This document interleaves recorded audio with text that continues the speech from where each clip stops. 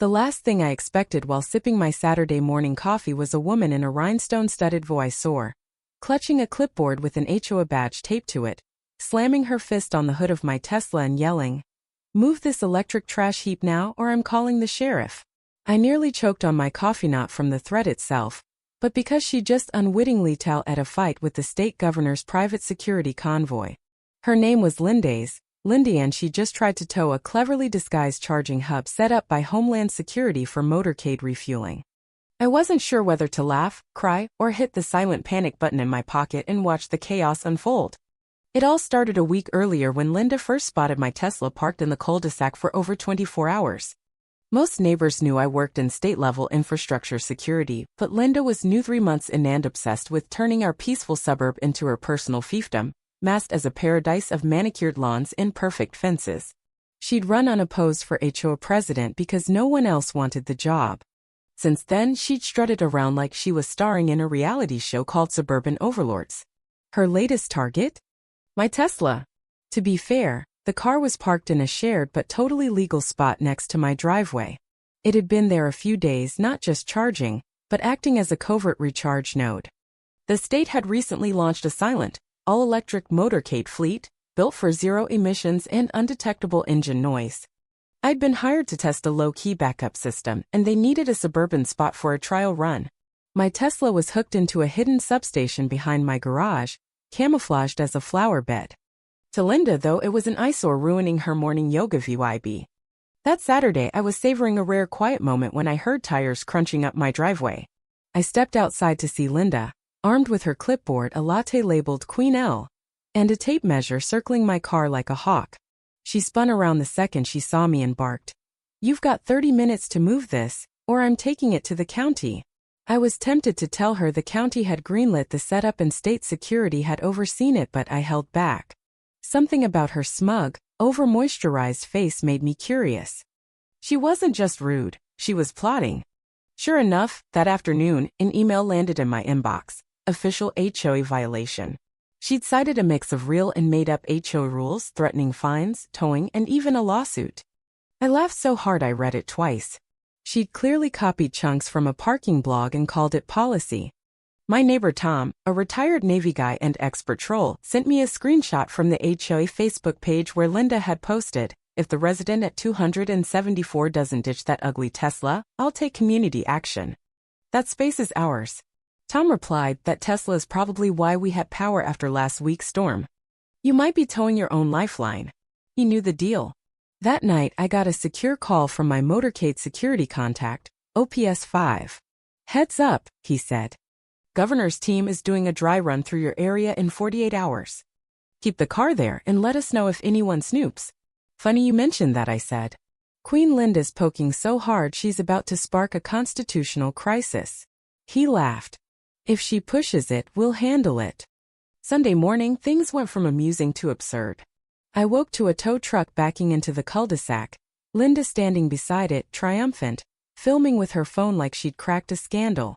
The driver looked confused, then nervous when I stepped out with my coffee mug and a blank stare. "This your car, sir?" he asked. "Yep," I said, sipping. "Touch it, and you'll breach state security protocols." Linda jumped in. "He's bluffing. This is a residential zone. He thinks he's untouchable." I didn't reply. I just tapped the panic button in my pocket.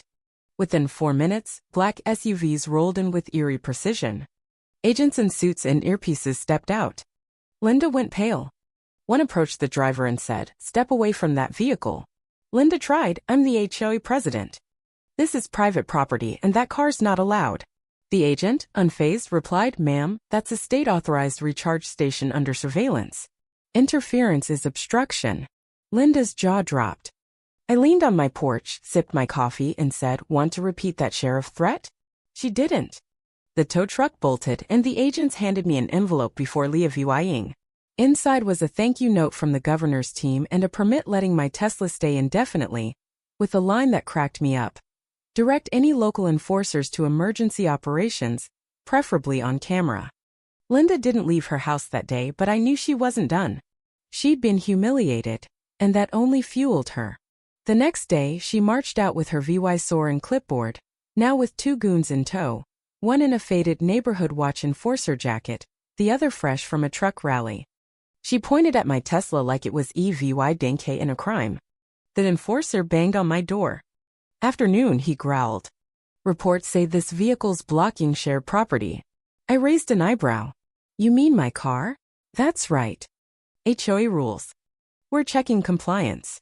"You a licensed officer?" I asked. He shifted. "Retired deputy. HA authorized." I started recording. "Great. What agency trained you?" "That car's part of a state emergency system. Mess with it, and you're in federal court." Linda muttered, "He's lying." I turned to her. "You saw the agents yesterday." "Forgot already." Before the guy could argue, more SUVs rolled in. An agent approached me. "Mr. Carter, another alert." "Yeah," I said. "They're at it again." She turned to the goon. "ID and authorization, please." He stammered, "I don't need to," she cut him off.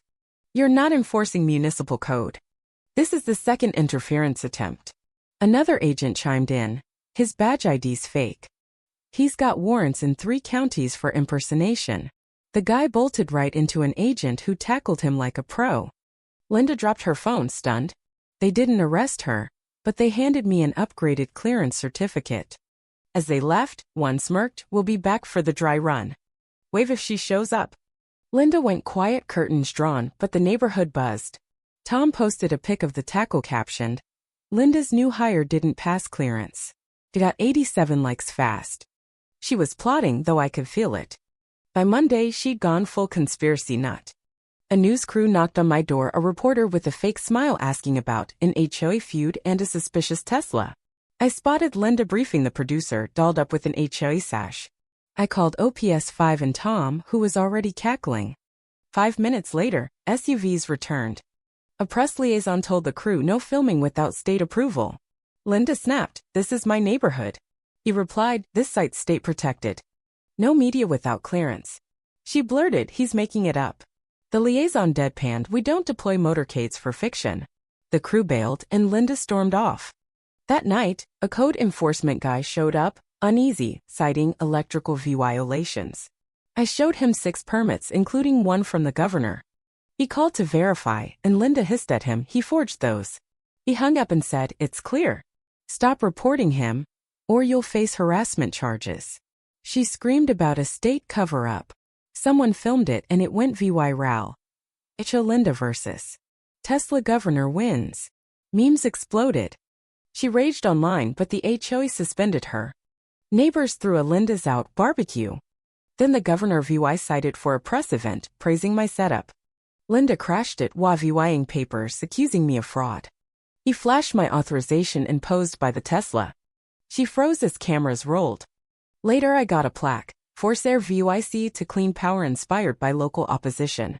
Linda glared at it but said nothing. She tried one last move, flyers under her husband's name claiming my Tesla was a menace. It backfired when her daughter EVY'd her for harassment. As movers packed her gnomes, she told me, "You think you won." I said, "You made it a fight." The governor came for the work, not me. She left, and peace returned. A final note from her read, "You'll never get what this meant to me," with her old HOA flyer. I kept it as a trophy. At a state panel, I told the story not just of tech, but of Linda's crusade. The crowd laughed. Somewhere, she's still complaining to no one but herself.